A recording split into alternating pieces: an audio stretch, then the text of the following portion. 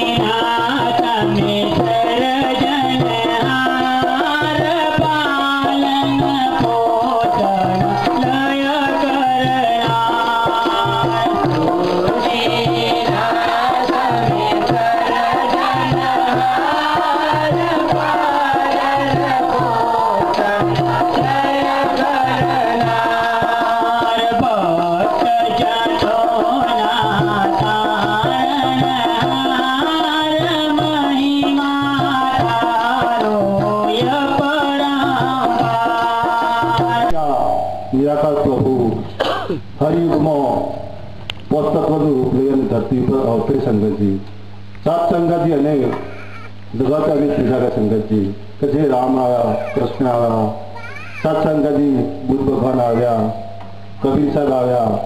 સત્સંગતજી જે ભગવાન આવે છે અને જે આવતો નથી, જતો નથી, સ્થિર છે, એની ઓળખાણ કરાવે છે, એ નામ સદગુરુ શ્યામા સંગતજી।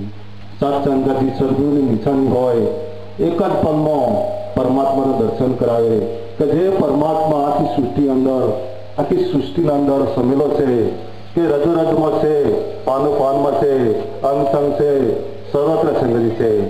સત્સંગતજી આજે ભગવાનનું નામ તો સત્સંગત દરેક લે સંગતજી, કે રામ રામ તો દરેક રામનું નામ જપે સંગતજી, પણ જે રામને નામ લે છે એ રામને જાણવાની જિજ્ઞાસા આ કોઈ ધરાવતું સંગતજી। પણ જ્યારે નામો પોતે સત્સંગતજી જે આત્માનું જ્ઞાન પ્રગટ કરવા માટે તો સત્સંગતજી આજે જપ કરે છે, તપ કરે છે, કર્મકોળ કરે સંગતજી। સત્સંગતજી આત્મા છે એ મન બુદ્ધિથી પર છે, એટલે એને જાણવા માટે તો પૂરણ સદગુરુનું શરણ લેવું જરૂરી સંગતજી છે।